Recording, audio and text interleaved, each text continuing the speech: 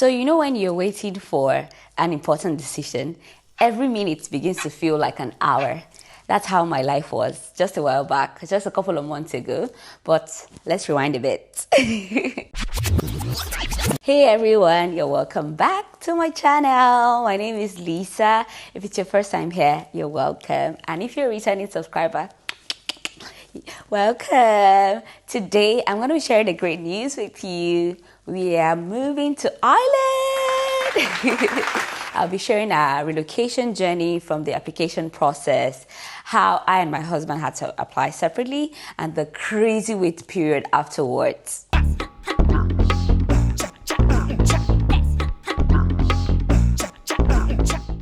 So as I mentioned, we're moving to Ireland.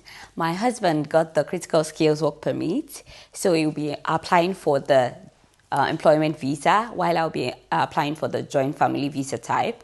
It sounds easy, right? That's what I thought as well. I thought it was going to be pretty much straightforward, but it ended up becoming such a complicated situation. I'll be sharing more of that in the video. So because I was planning for an international trip, definitely our passports had to have the required validity, and mine did not have that because my passport would be expiring in the next few months. So I needed to, renew my passport. But because I just recently got married, I have a new surname now.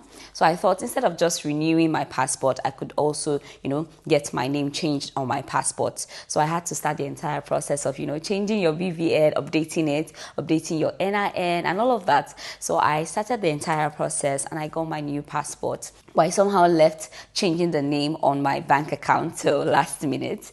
And because we just wanted the visa process to go smoothly, we didn't want them to, see any discrepancy in my name, my new name, and the name on my bank account. So I just decided to, update my name on my bank account. But that did not go as speedily as we thought it would go. By the time we wanted to book the appointment, the name on my bank account had not been updated to my new name. So we decided that my husband would apply first, would go and get his appointment and go for it, while I would just apply later when I see finally that the new name now reflects. So that same day, my husband even went for his appointment. That was the same day that the name on my account, on my bank account, reflected my new name. So I decided to try to get an appointment for the next day. But unfortunately, I couldn't get that. The earliest I saw on their website was for the next week. So that's why I and my husband had to apply separately because of the discrepancy in my bank account name. So my appointment date came and I went to the VFS office in Lekki and I made a mistake. I should have just arrived close to my appointment time, but I arrived earlier than that. So my appointment was for 11. I got there around 10 and we were supposed to line up in front of their, office building, and they only allow you enter based off your time. Like if it's 5 minutes to your appointment time, that's when they allow you enter. And I got there by 10, remember? I got there by 10 or some minutes past 10. So we were just lined up outside their office under the sun. There was no shade at all. That was already making me very sweaty and irritated. So when it was like some minutes to 11, they finally allowed us to enter. We got upstairs, they gave us numbers and stuff like that. We just had to sit down. We started the process. And now I can't remember the step-by-step process, but we started the process. I already went there. There's this lady that would check your documents. After she checks your documents, or after they check your document, it could be a woman, it could be a man. It depends on the person that attends to you. After they check your documents, then you have to pay for them to courier your passport back to you. I did that, and when it was finally the time for biometrics, the worst happened. They had network issues. Imagine that I got there by 10. I only left their office around 4, around 5. The entire day was gone. I was so exhausted. I was tired. And there were no cameras allowed, so I couldn't even record all of the things happening. It was such... I don't know how to mention that, how to explain how that day went, because I could easily have, gone for the appointment, gotten back, started work. I would have done other things, but I spent the entire day at the VFS office because I want to get a visa. Anyway, I finished the appointment and I went back home. Afterwards, I got this text message, I think the next day, that was letting me know that my passport had been sent to the embassy in Abuja. Even though the VFS office in Lekki handles collection and all of that, the embassy that actually works on this application is located in Abuja. So that's why you have to pay for them to courier your passport to the embassy and also back to you, whether it's approved or it's denied. And then the waiting game began. So if you apply for an island visa from Nigeria, so they have this website. It gives you all the decisions that have been made for the previous week. I think it's updated every Monday, 9 a.m. to 12. That's when it's updated. So every Monday we'll go to the website to check if there was any decision on our application. It just has your application number and the decision, whether it's denied or approved. So we'd go there every Monday to check for our application number to see if we've been, approved for the visa. And week in, week out, we didn't see anything. Week in, week out, we didn't see anything. And finally, one day we checked and my husband's visa was denied. This was not the news we were expecting, especially because it was based off his critical skills employment visa or critical skills employment permit. We thought it was going to be a straight process, just get the visa and all of that, but that wasn't the case. When they finally delivered the passport, it came with this sheet of paper that had the reason why they denied his application. And the reason why they denied my husband's was insufficient documents.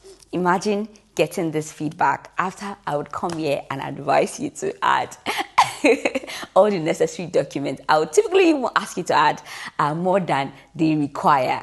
Getting this feedback from my husband's application was an eye-opener. So we had to go back to our drawing board. They didn't have they said they didn't have enough documentation to justify his employment history. So we had to add all of the documents that that could show that, from his employment contract to his resume, all the jobs he had done in the past. So we added every single thing and we appealed the process. You also have to add an appeal letter. So we added the documents and the appeal letter. But after this, after your passport is returned back to you, if you're going to appeal or do any other thing, it's now your responsibility to get it couriered back to them in Abuja. So we had to go to the courier company to send the document to Abuja. And after this, we were hoping I was going to get my visa, or at least an update on my visa. But no updates whatsoever. So we just had to wait for the feedback on my husband's appeal and the feedback on my visa. So at this point, many weeks had passed. It had passed, I think, about 6, 7, or even 8 weeks. It was on a certain Monday morning. I had already woken up that day. I think I woke up, I checked the website, but I saw that the website was under maintenance, so you couldn't check for anything. So I just went back to sleep. I'll typically go to the gym, but that day I didn't go to the gym. And my husband went to the gym, and because I didn't have any plans to go out, I asked him to lock me in, and I went back to bed, only for me to wake up to 3 missed calls. I decided to finally give the number that had been calling me a call back, and it was the courier company. My passport was here. The passport I'd been waiting for over 7 weeks was finally here, and I was locked in. I couldn't go to see the courier guy, so I had to just talk to my security to pick up the parcel for me, and just waited for my husband to return back from the gym. But this period, I was so anxious because, remember, I couldn't check the decision on the website. If I'd been able to even see what the decision was, I would have felt a bit at peace. But I couldn't see the decision, and my passport was just downstairs. I was so worried. But what I would typically do every morning is connect to NLP. So I decided to let go of my worry. I connected to NLP. If you don't know, NLP is a prayer platform hosted by Pastor Bolaji of Harvesters. If you aren't joining the NLP, make sure you start doing that now. It will change your life. It did change my life, and I know it will change yours. Before the prayer starts, you do, praise and worship. Those praise and worship are definitely the game changer, especially to start off your day. It gives you such a boost. So I was, joining the praise and worship, just forgetting everything I was worried about. And I remember the song that was playing.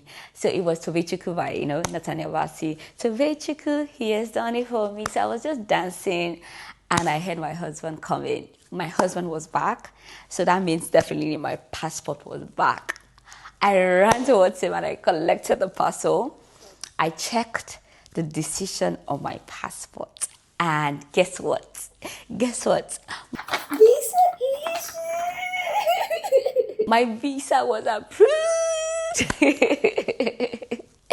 And I don't know how my passport got here and my husband's passport was not there. But based off the fact that my application was based on his employment, we just thought about it that if I got the visa, my husband would definitely also get the visa. So I think later on in the day, we checked the website and it had finally been updated. Our application numbers were there, both mine and my husband, and we both had our visas approved. It was such a wonderful feeling, especially coming to the terms that everything you had expected, everything you had desired, it was finally happening. We had gotten our visas and officially would be relocating to Ireland. At this point, we still had one final step because we had to appeal the process. So we had to arrange for the courier company to return back my husband's passport.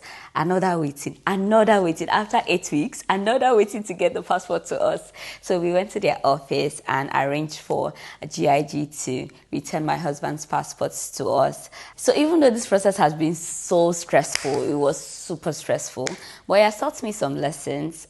It's that you can't control everything, definitely, but you can control how you react to the situations around you. You can control how you react to the waiting period.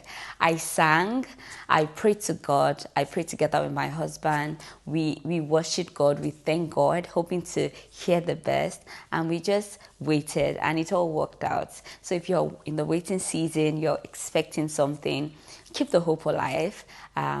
Praise God, worship God, pray, and know that it will all work out for your good. It did work out for us. So we are living testimony that God is good and He always has everything planned out to work for our good.